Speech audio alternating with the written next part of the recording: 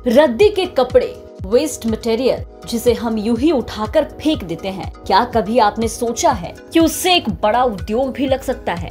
सैकड़ों लोगों को रोजगार मिल सकता है, गरीबों का परिवार चल सकता है। सुनकर जरा आप हैरान हो जाएंगे कि आखिर रद्दी से क्या उद्योग लग सकता है, रद्दी से क्या रोजगार मिल सकता है। तो जरा इस तस्वीर को देखिए, ये खूबसूरत फ्लावर पॉट को देखिए जो लोगों का ध्यान अपनी ओर खींच रहे हैं। ये तमाम होम डेकोर को देखिए, ये तमाम सामान जिसे देखकर आपका मन ललचा उठेगा, इसे खरीदने और घर सजाने का आपका मन करेगा। लेकिन आपको सुनकर और जानकर जरा हैरानी होगी कि ये सब उसी रद्दी से बना है। और ये नेक पहल किया है आरा के सौरभ कुमार ने, जिनके द्वारा एक अनोखा सराहनीय स्टार्टअप किया गया, जहां पर फैब्रिक वेस्ट यानी कि बेकार कपड़ों से घर में सजाने वाली खूबसूरत पौधे लगाने वाली पॉट बनाने का कार्य शुरू किया गया। इस पूरे आइडिया पर और इस काम पर सौरभ का क्या कहना है वो सुनिए। देखिए, जैसे हमारी कंपनी है home life decor private limited और मैं उसका founder and director Saurabh Kumar.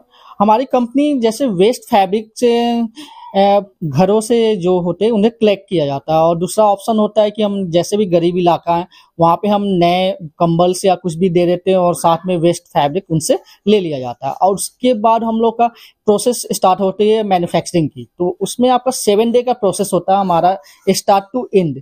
तो आप पहले कलेक्ट किया जाता है, कलेक्ट होने के बाद सॉर्टिंग एंड वॉशिंग किया जाता है, और उसमें फिर 7 डे का प्रोसेस होता है। उस करीब अप्रोक्स 12 to 15 स्टेप आते हैं। तो स्टेप बाय स्टेप करके उसे हमें एक प्लांटर के रूप में कन्वर्ट कर देते हैं, जो कि 100% वाटर प्रूफ होती है और एक ब्रेक रेजिस्टेंस होती है। तो और हम ये planter as a home decor में यूज कर सकते हैं, एज ए गिफ्टिंग यूज कर सकते हैं, और सबसे मोस्टली हम लोग एज ए बुके के अल्टरनेटिव में मोमेंटो के रूप में दे सकते हैं। क्योंकि बुके में होता क्या है, बुके हम किसी को दिए तो one time use and throw होता है, पर हमारा प्लांटर में लाइव ऑक्सीजन प्लांटेड हम लोग उसमें प्लांट करके और उससे एज ए सोवनियर और मोमेंटो के रूप में दिया जाता है। तो और जहाँ ये बताइए, इसमें आप इस रोजगार में कितने लोगों को आपने अभी तक जोड़ के रखा है? अभी तक हमारे रोजगार में हमारे से अप्रोक्स 30+ जुड़े हुए लोग हैं,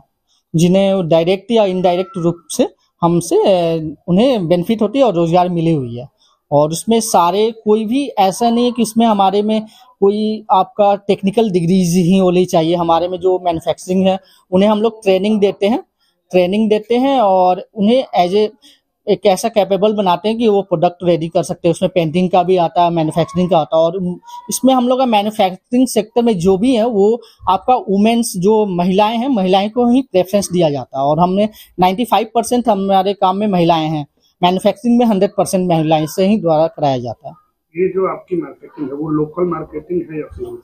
नहीं, हमारी मार्केटिंग लोकल मार्केटिंग नहीं है। सौरभ के बारे में आपको बता दें कि ये एमिटी यूनिवर्सिटी से एंटरप्रेन्योर MBA कर चुके हैं और अब खुद का होम लाइफ डेकोर उद्योग शुरू किया है। इनके प्रोडक्ट की पूरे बिहार और देश के अन्य राज्यों से खूब डिमांड आ रही है। सौरभ कुमार आरा के जगदेव नगर मोहल्ले के रहने वाले हैं। सौरभ के इस काम में उनकी माँ उनको खूब सपोर्ट करती है। घर के ऊपर ही वर्कशॉप बनाया गया। इनके कुछ काम इनके पैतृक गाँव से भी होते हैं। बेटे के काम में माँ का पूरा सहयोग रहता है। बेटे के स्टार्टअप पर माँ का क्या कहना है वो सुनिए। बेटे का आइडिया था कि मुझे जॉब नहीं करना है, बिजनेस ही करना है, कुछ यूनिक करना है। मेरा भरपूर इनके साथ सहयोग रहेगा और लगा कि कुछ वेस्ट चीज से कुछ बनाया जाए, कुछ यूनिक चीज बनाया जाए जो जिसका कोई भी मार्केट में कंपटीशन ना हो।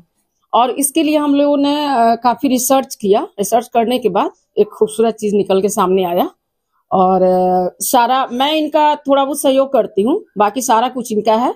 डिजाइन, आइडिया और फिर फाइनल टच जो भी है, और मैं उसमें हेल्प करती हूँ। और एक हेल्प मेरा ये रहा कि जब इनका पॉट तैयार हुआ तो मैंने इन्हें बताया कि हमारा जो लोकल जो पेंटिंग है, जैसे कोहबर पेंटिंग है और अभी जैसे मधुबनी पेंटिंग, मिथिला पेंटिंग है, वो सारे लोग को मिक्स करके हम एक पेंटिंग उस पॉट पे करें, जो कि अक्सर मतलब पॉट पे देखने को मिलता नहीं है।